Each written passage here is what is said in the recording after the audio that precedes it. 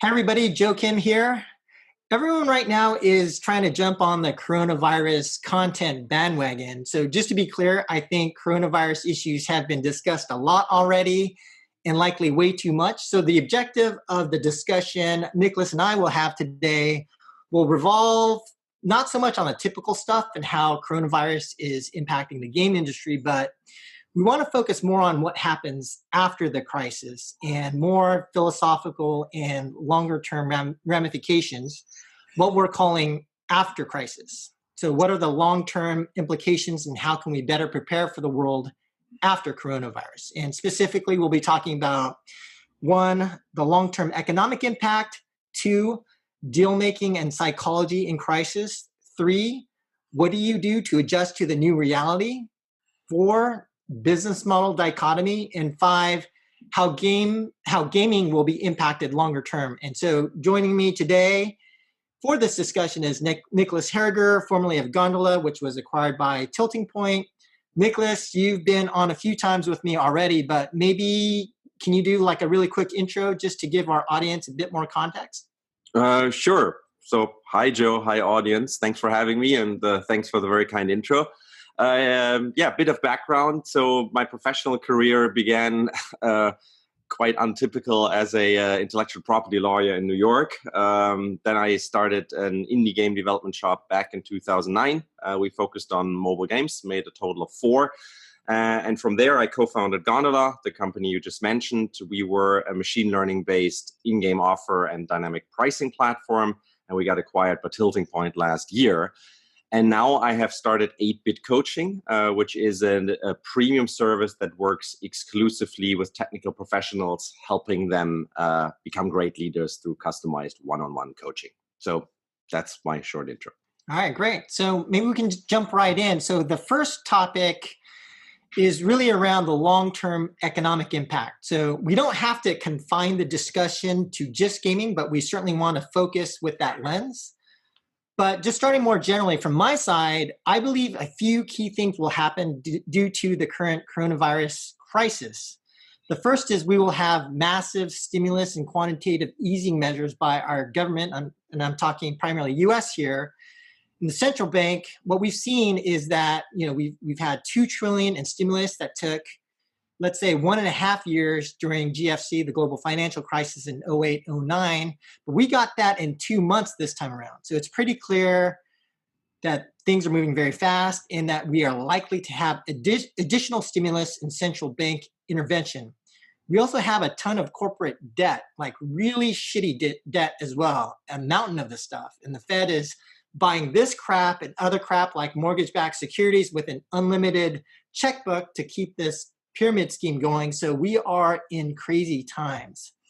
And the reason I raise this issue has to do with equity prices. We're likely in my opinion, we're likely to be at the top or near the top of what Ray Dalio popularized as a long-term debt cycle. So if we are in a regular debt cycle, this puts downward pressure on equity prices for, say, the next potentially 84 months.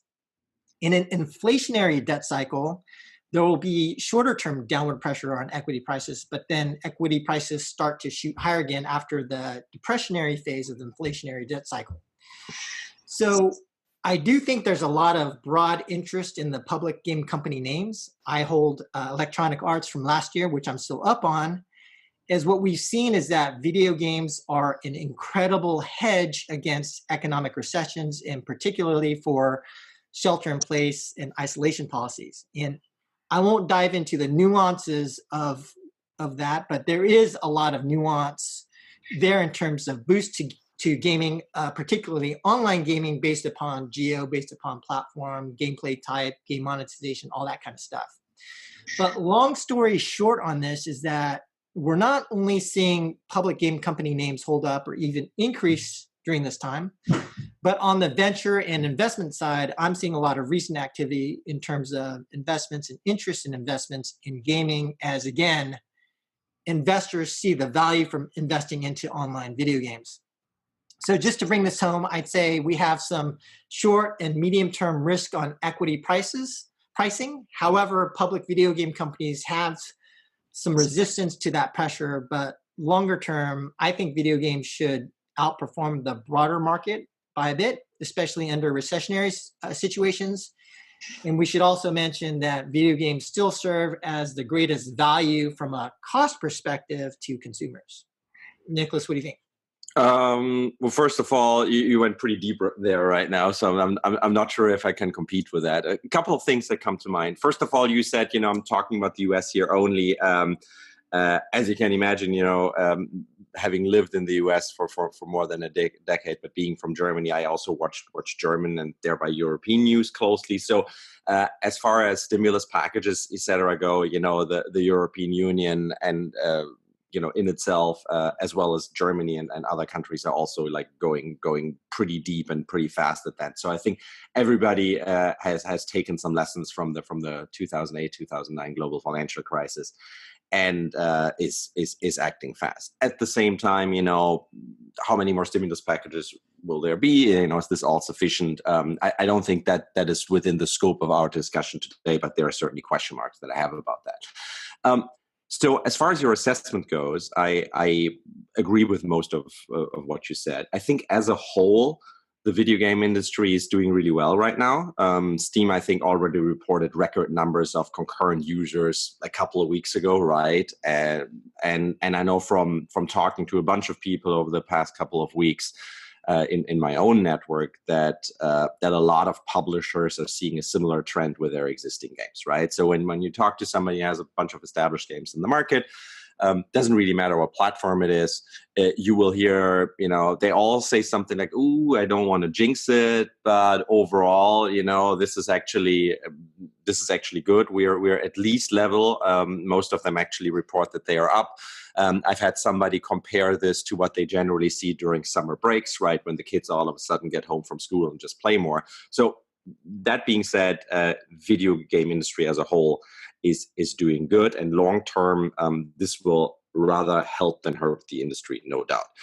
However, and that's also what I'm seeing individually, I know a bunch of people that are hurting right now, and so from what I see, a lot of the individual transactions that were in the making this spring, whether that's investments, whether that's publishing deals, whether that's, a freelancer who was securing, a new gig or something, are either hibernating or have simply been called off. So if you were caught by this in the middle of, pushing something, through the pipeline, I think you feel slightly different about the state of this industry right now, because the long-term perspective, equity markets, etc., don't really matter to you that much. What matters to you is that what you were planning and what you were trying to push through is not really happening right now.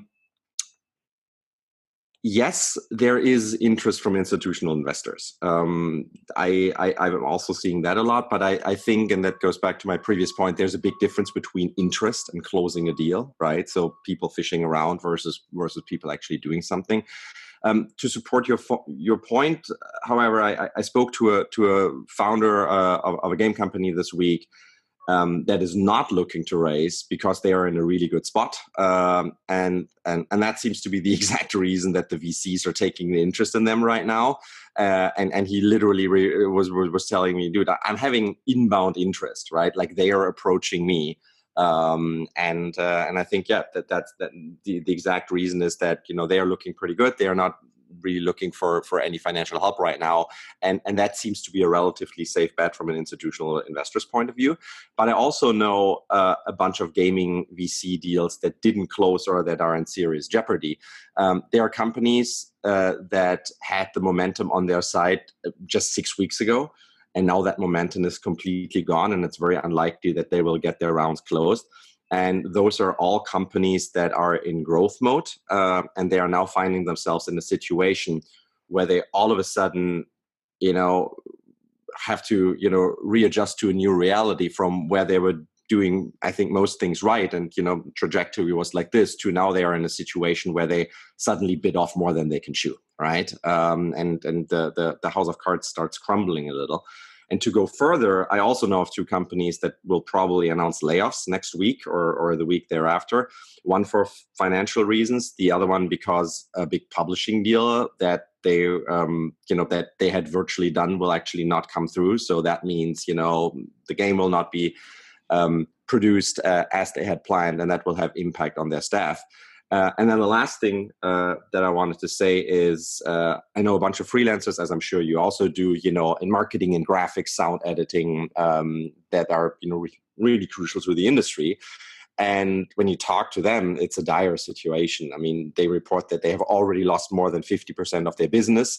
And it looks like that's only the beginning. So I really feel for these guys, and I think that's probably the most extreme example I can make between industry as overall, KPIs looks really good, and the long-term outlook is strong, but the short-term impact in some instances is so catastrophic that everything that's not mission critical is on the chopping block, and some companies that looked really good in early February are probably in a situation right now where they're not going to make it. So I think, as always, there are two sides to the story. What do you think? Yeah, right. And I think that it's also partially situational context. So depending on the company, depending on your situation, the interest is going to be different. But maybe another point to make would be the phase of the thinking process, right? So during the first phase, when we first started seeing shelter-in-place policies, when we first started seeing the increased engagement, people were thinking about video game companies, especially the online games, as a hedge against other types of investment. So there's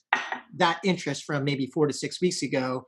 But now I think phase 2 is, looking at key economic indicators, looking at unemployment numbers, looking at where things are starting to go.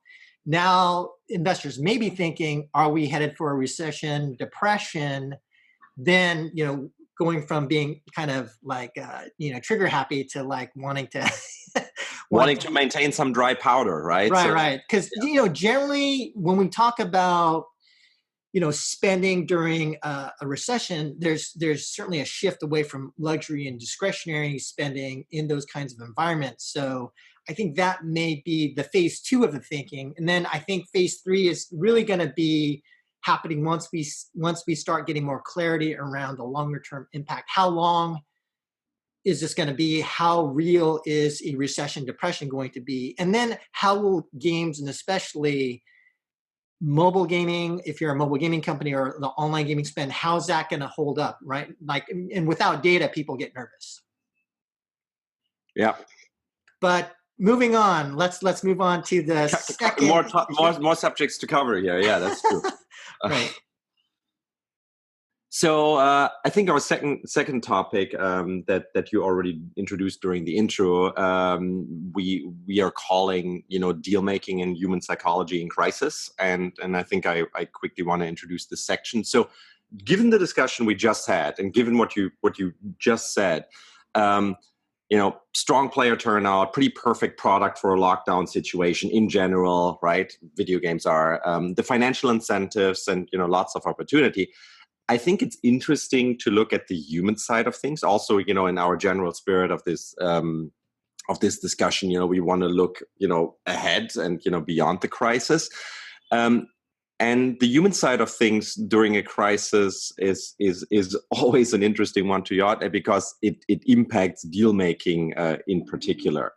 So a lot of done deals, right? I say done deals because people talk about deals, whether it's in development or in publishing or in financing, are currently paused. And I think a lot of that is not because either party is not interested anymore, right? So if I'm a great development studio and I have a publishing partner, and we have been in this dance with each other for a while, my opinion of the development studio, if I'm the publisher, is probably not gonna go from positive to negative overnight, and the same holds true for the perspective of the development studio and the publisher. But at the same time, it's these deals then still go into hibernation mode or are simply called off, because at the end of the day, there are humans who are the decision makers, and humans have a tendency to hunker down and wait right now rather than take action.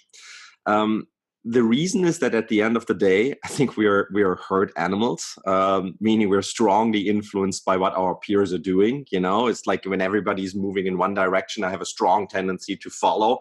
And it takes a lot of cognitive power to actually resist that urge. And in the end, the question is always, where's your attention, right? And where is our attention? Now, there's a lot of insecurity out there, first and foremost, because this is bad. Nobody really knows how long it will take.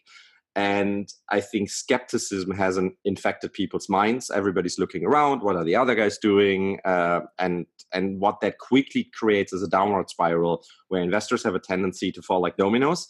And the default answer for certain transactions goes from yes to no, right? So I might have been, very interested, and and like they were fishing around and all of that, but there's skepticism, hesitation, and all of these things creeping in.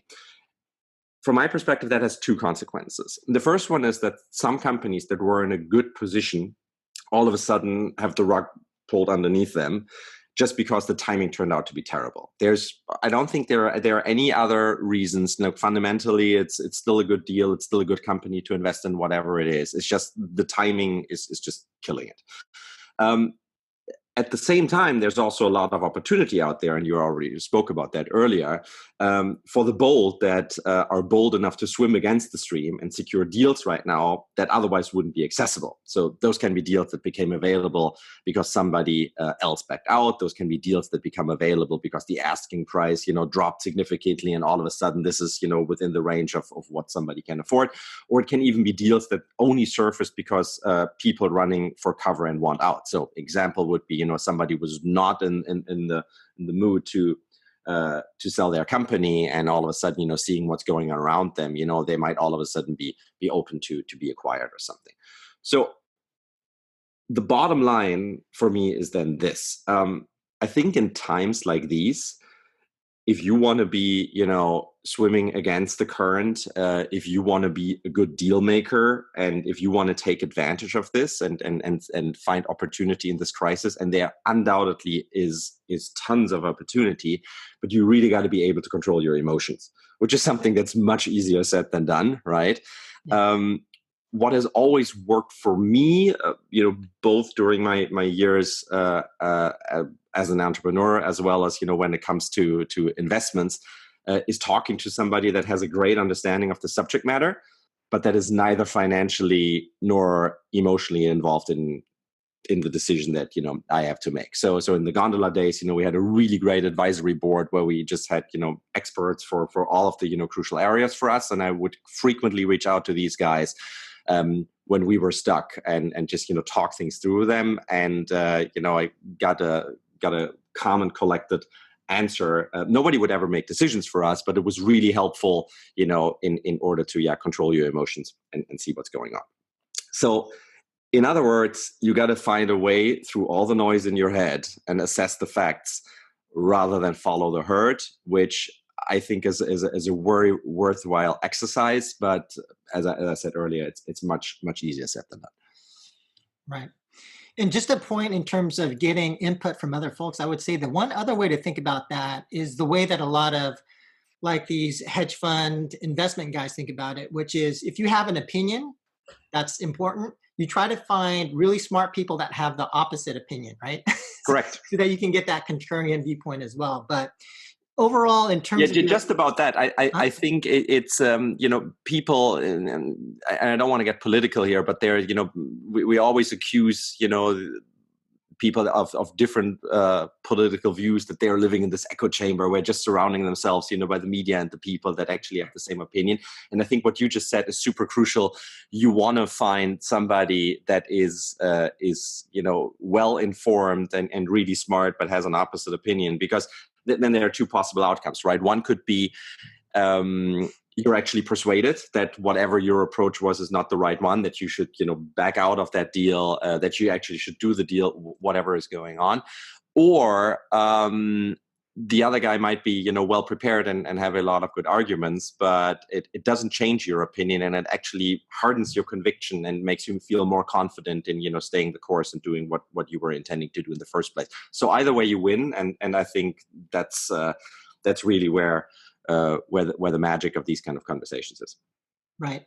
And the one other, just to add a little bit of nuance to that part as well, is that I think that the most successful investment guys have that approach because they have a lot of transactions in their industry and they have to be right on those. But I will say for industries where you don't have a lot of transactions, which is like in gaming, you make a game over 2 years, in a lot of different, and not to go too off topic, but in a lot of different cultural contexts, you just have to have the perception that you're right, not to actually be right.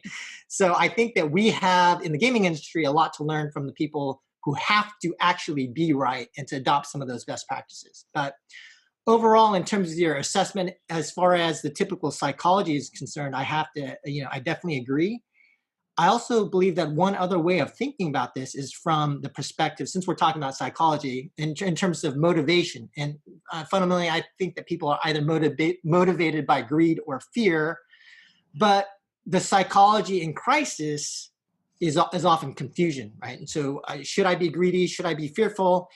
And so while the market sees a potential discount in, let's say, the equities market and in asset pricing, you don't quite know what to do. So you don't know whether to be greedy or fearful. And then how do we process limited information? How do we act on greed or fear with the little bit of information that we have? And so it's my belief that just given where we are right now, April 1st, that in the coming weeks, we're going to start to shift towards fear rather than greed as we start to see not only the effects of some of our sort of dumbass prevention policies around coronavirus here in the US, but also impact on the economy from unemployment, from excess leverage, from excess greed.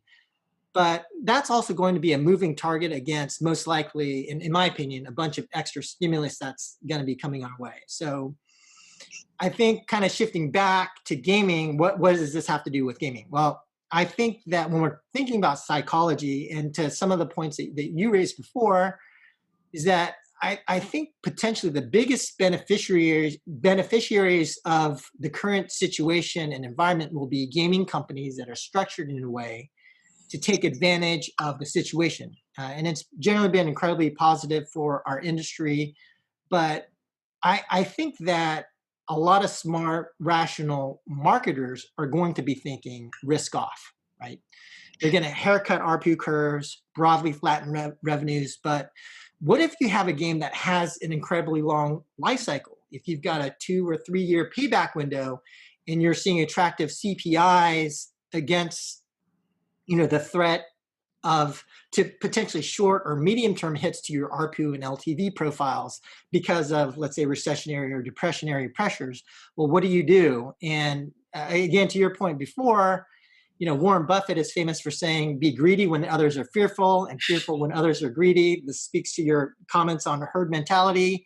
So if you've got a game that can absorb lots of gameplay, if you've got a relatively uncapped monetization model, you've got a long-term time window on your game life cycle, my recommendation against the advice of, I'm sure, others in the industry right now would be risk double on. Down, right? Yeah, risk on. So, and since we're talking about psychology, I think the other way to think about the current situation for a marketer is in terms of game theory. So you've got multiple game studios playing in the same game, buying traffic with limited information in an auction-based marketplace where most likely the default perspective is going to be risk off with all the recessionary stuff happening. So this situation reminds me a lot of this card game that I played a lot in college called Guts, or 2-Card Guts. And in this game, every player is dealt 2 cards. All the players get a chance to stay in or out of a hand. Whoever stays in battles for the ante. If you're the only player in, you automatically win the ante. If you're a loser, you have to pay the ante. So you can imagine the ante can get really big really fast. But if everyone else is going risk off and trying to, let's say, discover paybacks or taking down big haircuts on ARPU profiles, you can win by staying in the game at scale. The other sort of card game way of thinking about this is like in a game of Texas Hold'em. Going for a flush draw on the turn is mathematically a losing proposition. But if you go all in betting your opponent's fold, then you can actually win. So, Yeah, I think there's a lot to think about. And I'm glad you raised this issue about psychology, because I think the other psychological thing I think about during crisis is panic. And, you talked about it as well, but emotion. So generally speaking, I believe human beings make really shitty decisions when they panic. So excessive greed, Terrible, excessive fear. horrible decisions, right? Right. Yeah, because all reason goes out the window in that moment, and Yes. that's usually not so great. Yeah, sorry, Right. I absolutely. know. But yeah, excessive fear kind of fucks up your judgment. That's just the fact of this life we live in and of our biology. The Stoics knew this, and they've got a lot of philosophies on how to live to temper emotion. But above all else, they have this concept of what they call a ruling reason or ruling principle. Seneca once said, life without a design is erratic. So without that structure, that system, things are just going to go a little crazy. The investor Ray Dalio calls it a system, or as the book he authored is titled, Principles. So I would also encourage anyone in this context of psychology to create a system for themselves. I'm advocating for a decision-making framework prior to panic, prior to excessive greed, so that when you're trying to make an important decision or judgment about something or someone, that you do so without being adversely impacted by erratic thinking, a flawed process, trying to make a kind of spur of the moment ad hoc framework because you're in a hurry and you miss something critical. So the summary of this, just to wrap up this section of what I'm trying to say regarding psychology, is that one, there's opportunity based upon psychological behavior. So having a game theoretical perspective, I believe, can lead to opportunity. And secondly, that is, we've both kind of agree on, emotions screw people up. So have a system. Don't rely on critical decision making without having that system and plan. And so that's the point there. Yeah, just to wrap this up, fully agree with what you just said. I think as far as what that system is, this is probably a highly individual decision, right? So I mentioned before, for me, I have always been able to surround myself with, a couple of, wise people that I can reach out to in certain situations. And I think for me, it's really crucial that on the one hand, they understand the subject matter, but simultaneously, if they are financially in the same boat that I am, or like emotionally, right? So it cannot be a family member. It cannot be your co-founder or something like that. It's Right. got to be a bit of an outsider, but that's something that's very helpful. And then I think as far as since you mentioned Warren Buffett before, and as far as investments go, they are just like some general rules that you should follow. When in doubt. And I think whatever mixture of these kind of frameworks, diversification or whatever comes to mind, works for you. If you have them down, so that in a mode of crisis and when you're overwhelmed and maybe even close to panic, you can reach into that toolbox. I think that's really, really helpful. Maybe not even so much in order to make that magic decision that you're looking for, but just in order to get some distance, zoom out a little bit, and just collect yourself and enable yourself again to view this more objectively than you were before. I think that's already half of the battle. Right. All right. So the next topic for discussion is, what do you and I do right now to adjust to this new reality that we're living in? And so for me, I probably had my least productive 3 weeks of my life these past few weeks. And so for me, I've adapted incredibly poorly to the new reality, at least for right now. And so for me, it starts with getting the train moving. Some people call it making the boat go faster. So whether it's a boat or a train or whatever you want to call it, in my own personal situation, I'm trying to get a new game studio going. So I'm focusing all of my energy and actions now on what are the things that will make things go faster. How do I get this train moving as fast as possible, despite the environment that I'm in? And so unfortunately, I think, the perspective I think that people should have, although it sounds a little bit bad, is that really the world just doesn't give two shits about your life, right? I mean, Cronus doesn't give a shit that I've got to burn, I've got a family to feed. And so I think that, I just need to get things moving, whether there is a coronavirus or not. the other side of that is about hard choices. There's a great quote from Marcus Aurelius, not to talk about Stoics too much, but that states, chasing what can't be done is madness. And so, as our situations have changed, this is the time you do need a plan, you need a system, but sometimes you also need to make hard choices about paths and possibilities that make sense or they don't make sense. And sometimes we want something so badly, but our environment has changed that we'll just hold on to those things. And so again, chasing that is madness.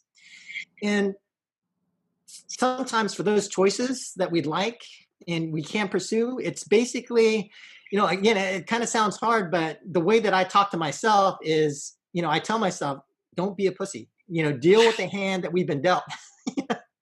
No. Again, that might sound a bit harsh, but for me, adjusting to the new reality is about that, about tempering expectations, about being realistic, about making hard choices and stepping up to face what the new reality actually is.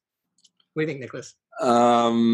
I think well said, and spoken from the heart. I want to pick up just where you left off. Speaking of the hand that you've been dealt. I mean, you have made the card game and even like Texas Hold'em analogy before, and I think that every new reality that you're confronted with has to do a lot with timing, right? So how does what happens right now coincide with other events in your life?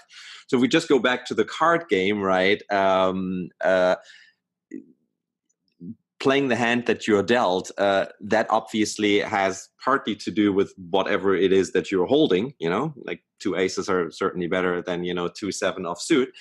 But at the same time, it also has a lot to do with timing, what's going on at the table. How many opponents are there, right? Just sitting with you. How many are still in this game? How many have already folded? What's your chip stack, right? What does your chip stack look like?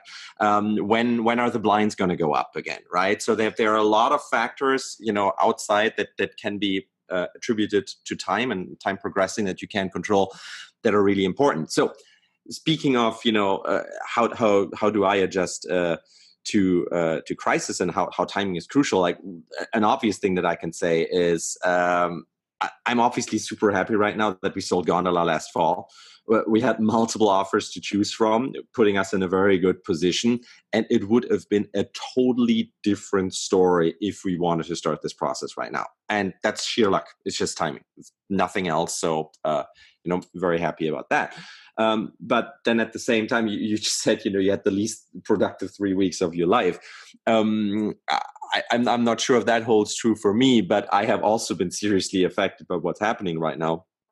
First of all, anybody out there who has young children, and I know you do, Joe, and those young children are home 24/7 and need to be entertained, will know what I'm talking about when I say it's tough. Don't get me wrong, I love my kids to death, but they require a lot of time and energy right now that I don't have for other things. So that is already, time allocation. How do I deal with that?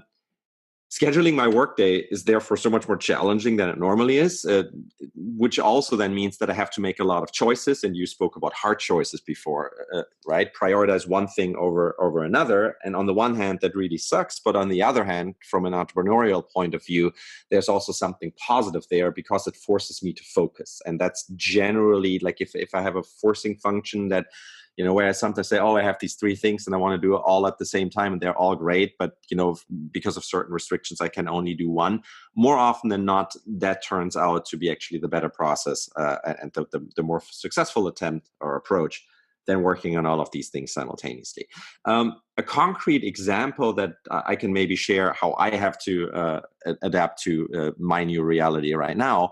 So I mentioned during the intro that I'm now running a new business called 8-Bit Coaching, where I work with technical professionals. And I had planned to officially launch that at GDC 2 weeks ago, right?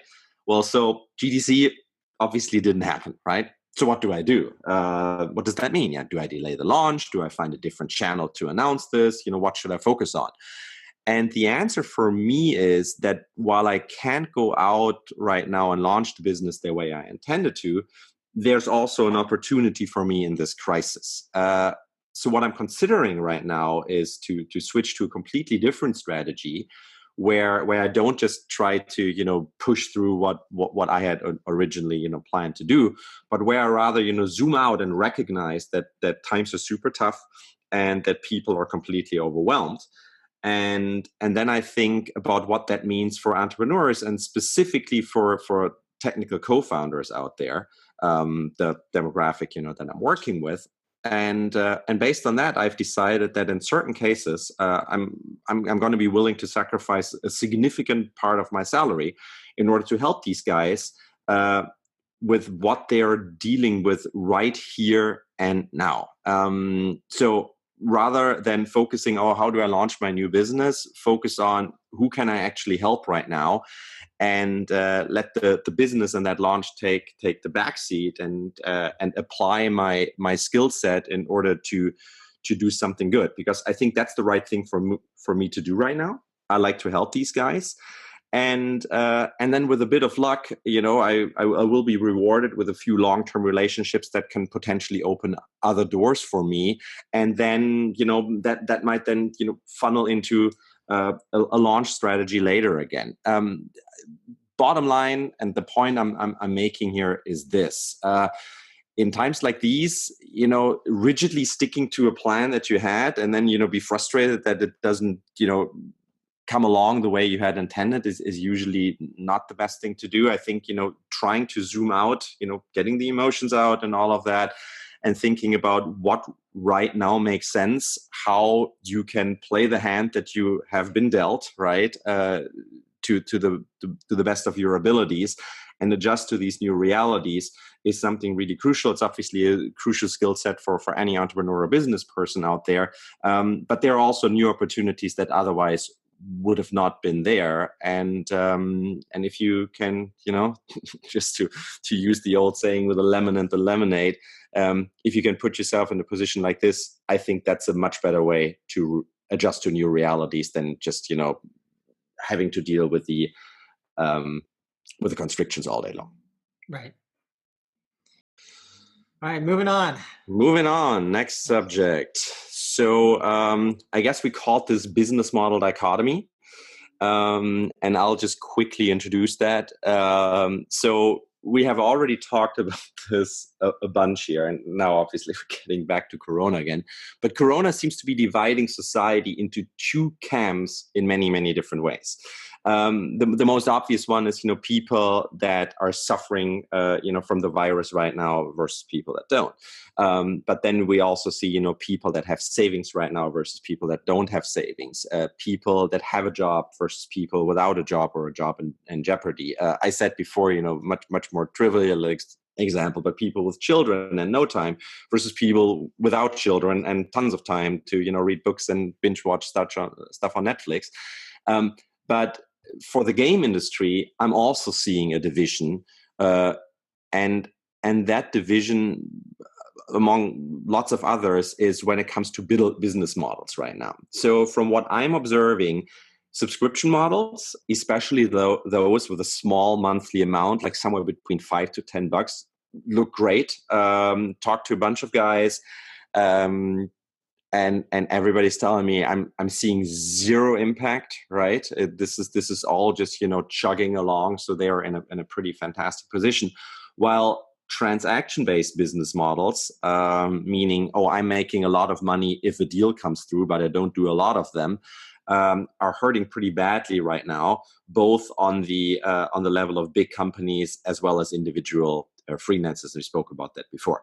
So I guess the question I would like to raise is that, does that mean that everybody should go out there and do subscription services right now? It's also going to be interesting, with these kind of experiences, how will our industry be changed? And I guess for you, what I would like to hear your take on is, what kind of opportunities do you see out there as far as business models go?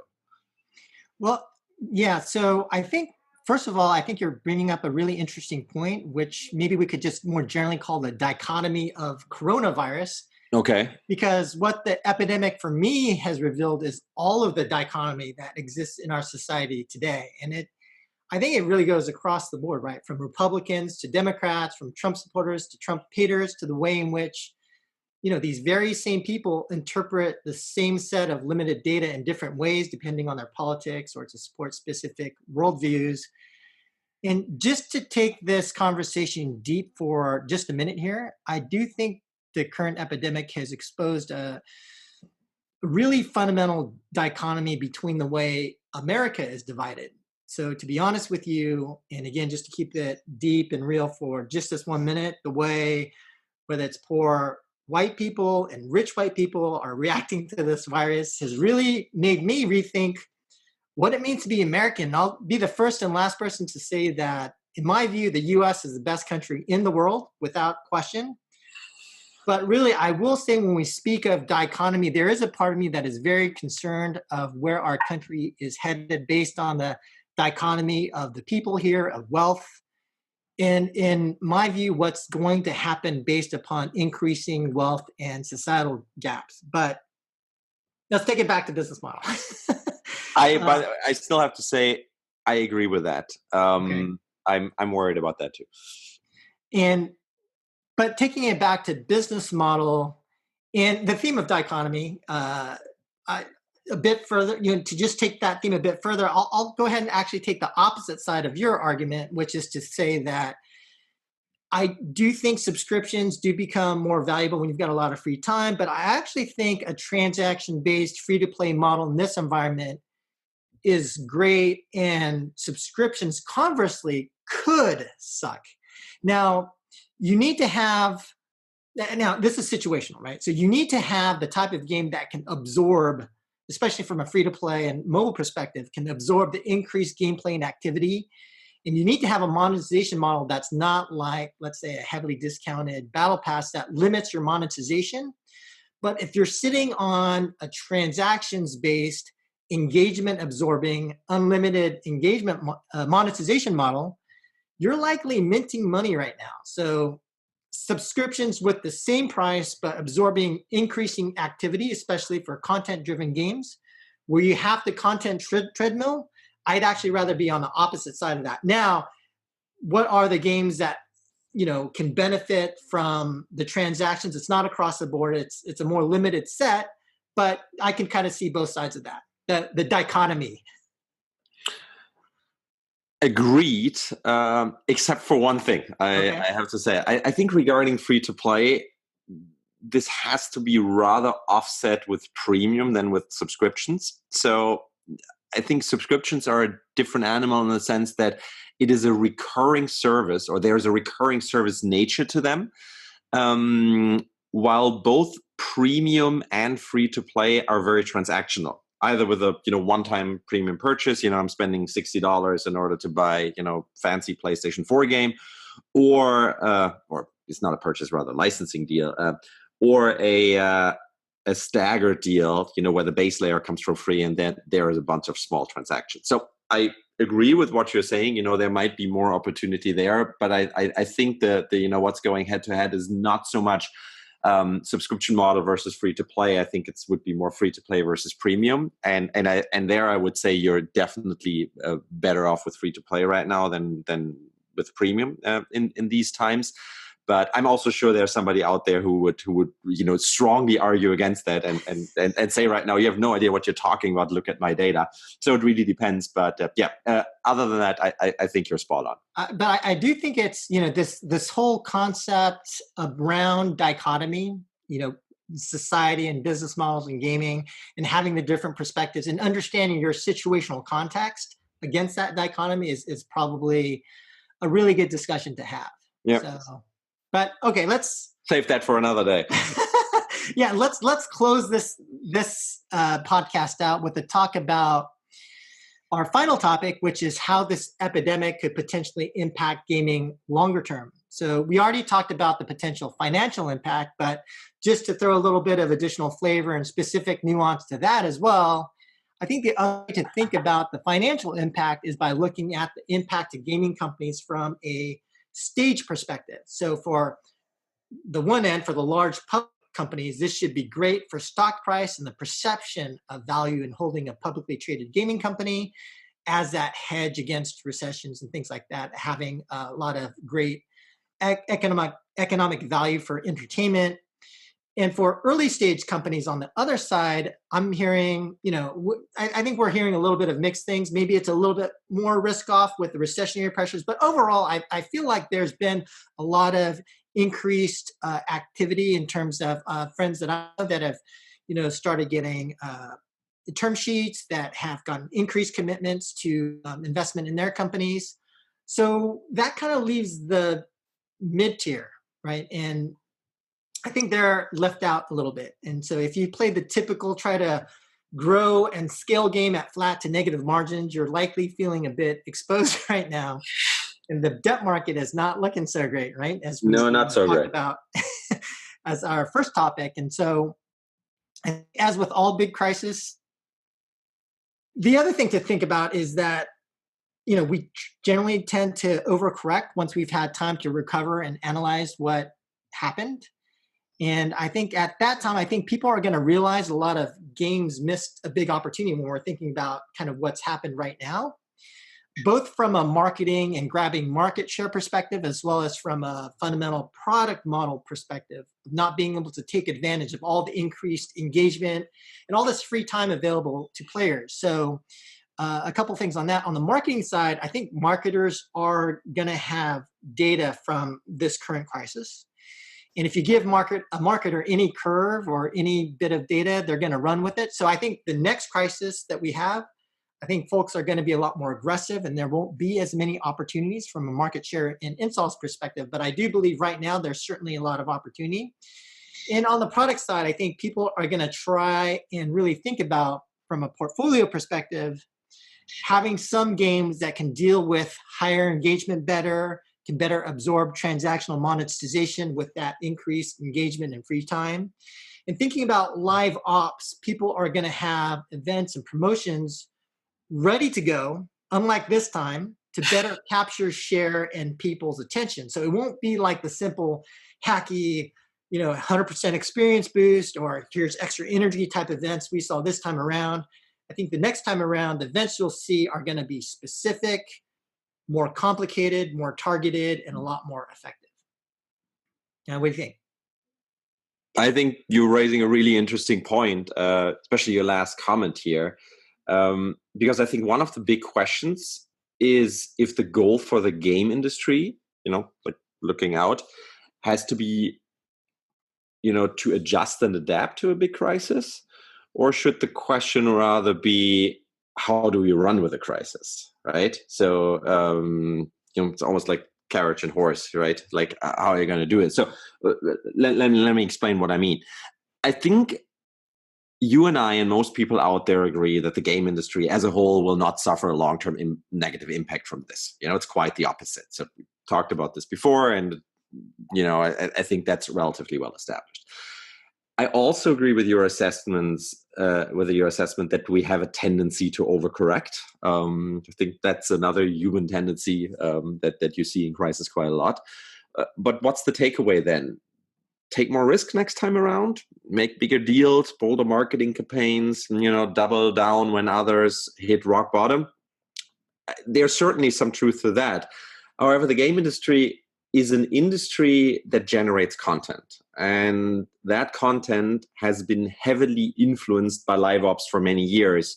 As free to play came out, live ops really came about. And now, a lot of big games out there, mobile certainly, but also, console and PC, have live ops needs, right, in order to keep audiences engaged. And so the question, I think, is like, what's the play on live ops here? Is that try to be ready for the next time people are confined to their homes and have a ton of time, or is it more that you could take an approach where you let the events out there be part of the content? So adjust the content generation and the live ops in a way where part of the creation and the deployment is linked to the events in the real world, right? I actually know guys that have been working on something like this for quite a while now, and I love chatting with them because it's just something really interesting. And the way they approach this is that the events that drive the content and the live ops don't need to be, spun up in imagination, but that they are influenced by events in the real world. And those events, by the way, don't have to be, a horrible crisis the way that we are going through right now, right? They can be driven by a lot of other things. But conceptually, I think it's really interesting, or it's a really interesting question, and yet another opportunity in the gaming space that could get accelerated through what we are all experiencing now. The general idea of, are we getting ready for yet another crisis where people are confined to their homes by having a lot of things, ready to deploy and doubling down? Or is there a way to merge the two together and have, real life events be part of the narrative that gets, injected or into games or merged with the games and can be part of the appeal, what makes, playing games in these times so interesting. I don't know the answer, but I think it's an interesting question. Right. And I think that what this might actually speak to is some of the advice that, we have in terms of having a system and a plan, right? So it might be more about having a playbook. So the next time around, as we have, shelter in place, isolation policies, or where you're going to see. By the way, do you notice how we are already assuming that this is not the last time, right? I mean, everybody's calling. Yeah, but it's not, right? Everybody's calling it a once in a generation event. And, I'm 40, right? I have never experienced anything like this. And for me, by the way, the single most significant part of the experience is that I can't think of anything else that has happened worldwide, right? It doesn't matter who the person is that you're talking to. Everybody is affected by this to various degrees. While a lot of other crises are, either, in one geographic, right, or affect, certain people, in certain industries more than in others. Well, that still holds true, but everybody is affected on a day-to-day basis by this right now significantly. So that's something. But then, the other thing I just said is I'm assuming the same thing. I'm assuming this is certainly not the last time we have to deal with an outbreak like this. And we're all thinking at, what we can do better. But sorry, right. Didn't interrupt. And it doesn't necessarily have to even be the same thing, right? But in the face of increasing engagement or more free time, what is the playbook? Like, let's say we're going to see a spike in downloads. How do you land grab against that in terms of events, in terms of marketing, in terms of things like that? In the face of uncertain ARPU and LTV profiles, what's the playbook there given the different kinds of games that you have? And if you assume that people have a lot more free time and are going to be consuming your content at a much faster rate, what is the plan? How do you immediately understand, okay, this is the plan. We're going to, ramp up our content by this much. We're using these studios, and having that plan in place is the way to more maximally take advantage of these kinds of situations, whether it's from coronavirus or the next epidemic or something else.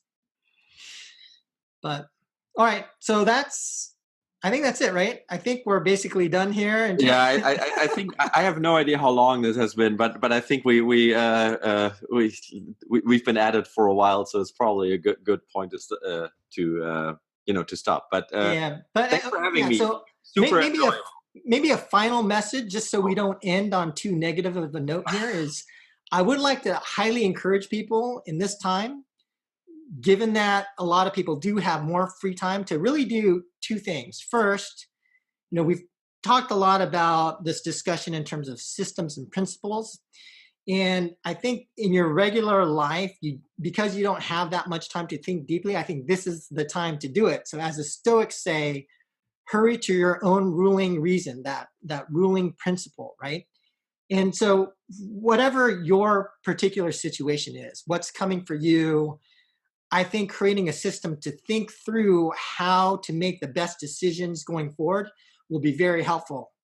In my own personal life, I'm both kind of going back to dichotomy, fearful and greedy. So I've been sitting on cash for a while. So the current investment environment seems pretty attractive. And so I'm coming up with a system, a structure for how to invest my cash in this environment where I'm greedy.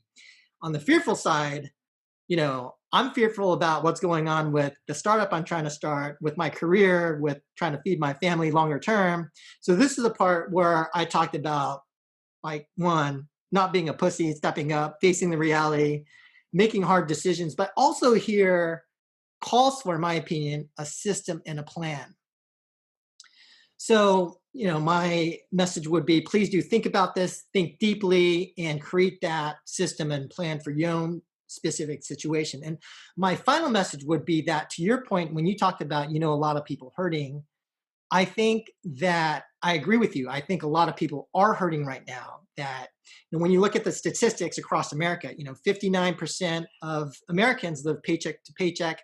40% of Americans can't take an unexpected cash hit of $400. And this goes back again to the dichotomy of the world we live in, a bunch of other stuff that we talked about. But there are a bunch of people with jobs and guaranteed income that couldn't care less, right? And I mean, they don't have a care in the world.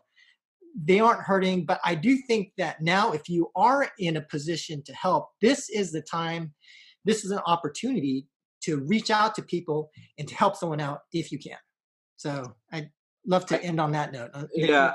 I wholeheartedly agree. I think if I can share one more thing from my personal experience, in crises, doesn't really matter what the cause is, right? If the cause is this, or if the cause is something, in my personal life or in my business life or whatever. But I think the single most important thing that you can do as a human being is to keep on moving. That sounds obvious, but I'm speaking from personal experience. If you're really under the gun, there's a deer in the headlight reaction that's very possible, right? Where you just like freeze and you don't really know what to do and you get paralyzed. And that's actually the reaction that makes a lot of things go way worse than they otherwise would have to be. So regardless of what it is that you're facing and what's going on, if you can somehow keep on moving, right? Even if it's just a little bit, during that day, if you can get something done, if you can somehow make some progress, that I think is the way to get yourself out of most situations, right? It's not always going to be possible, but if it's possible, then look for these opportunities, because I've learned that from a very dear friend of mine that I've known for almost my entire life, and he's been a serial entrepreneur too, and he actually has experienced bankruptcy and all that, but then came back from it, and he taught me many years ago, you always have to keep on moving, because when doors close, other doors will open. And I wholeheartedly believe that to be true. This holds true, I think, for the United States, for the world, but also for all of us individually. So, be ready for these opportunities when they pop up and do what you can. All right. I think that's it. Thanks, Niklas. Thank you, Joe. Have a good one. And looking forward to the next one. Sounds good. Bye.